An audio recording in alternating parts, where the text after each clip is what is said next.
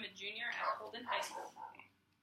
It is the supreme art of a teacher to awaken joy and creative expression and knowledge, once said by Albert Einstein.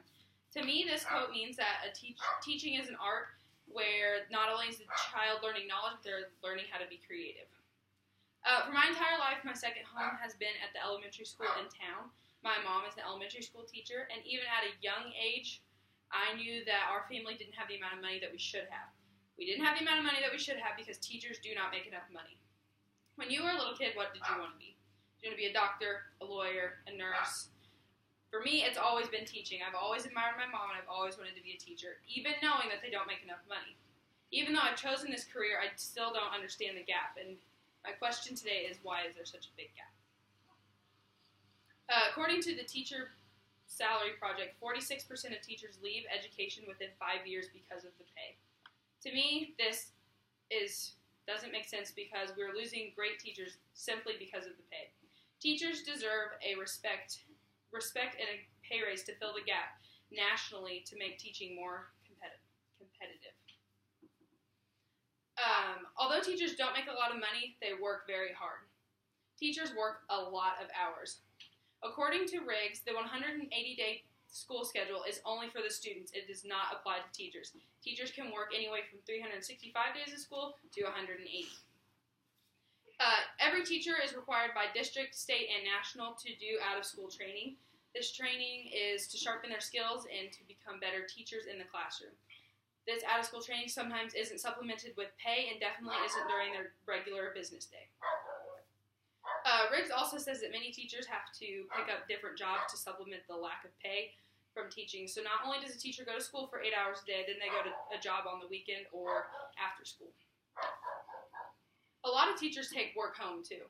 According to Strauss, teachers work 11 or so hours a day. This is 55 hours a week, which is 15 hours more than the average job works, which is only 40 hours.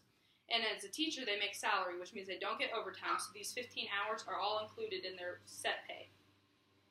Riggs also says that teachers spend more time dealing with other things like grading papers and making phone calls and emailing parents than they actually do teaching.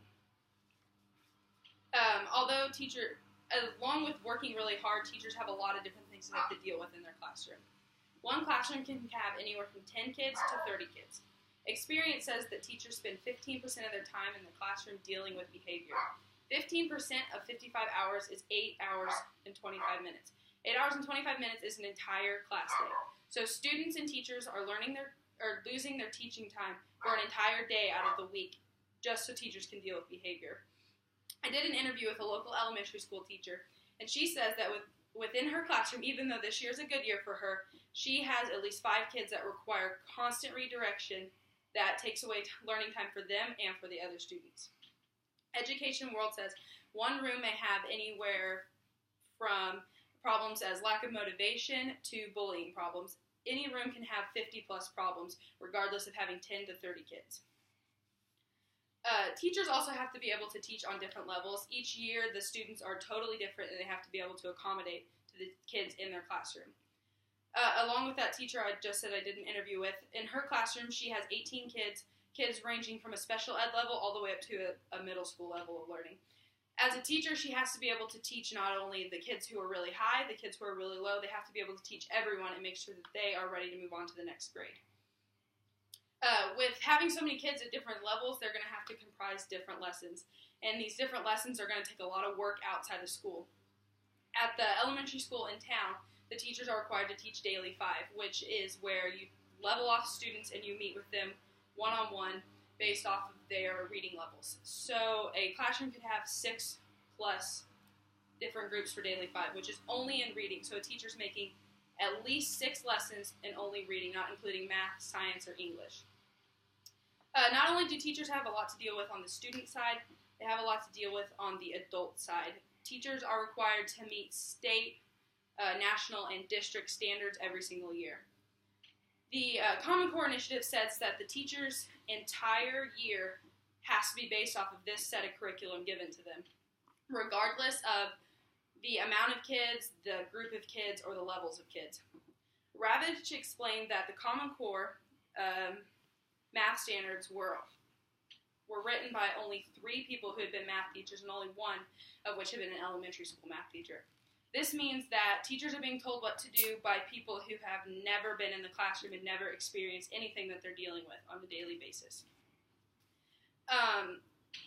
And the districts require different standards. Some districts who maybe live near like a local hero or a different landmark require the teachers to teach about that specific thing. So regardless if it fits into what's going on in their classroom at the time, the teacher's required to pull in things about maybe 9/11 or a local hero that so the students are to be more successful in their town. According to the elementary school teacher I interviewed, they are required to teach based off of these standards despite how they feel or their understanding off of them. So even if a teacher doesn't understand the program, they are required to teach it to their students. I've proven that teachers work a lot. They work a lot of hours and they have a lot to deal with. And I think that this proves that they deserve more respect and pay. No matter who you are, someone somewhere has taught you something, and you owe it back to them to show respect and help fill the gap with pay.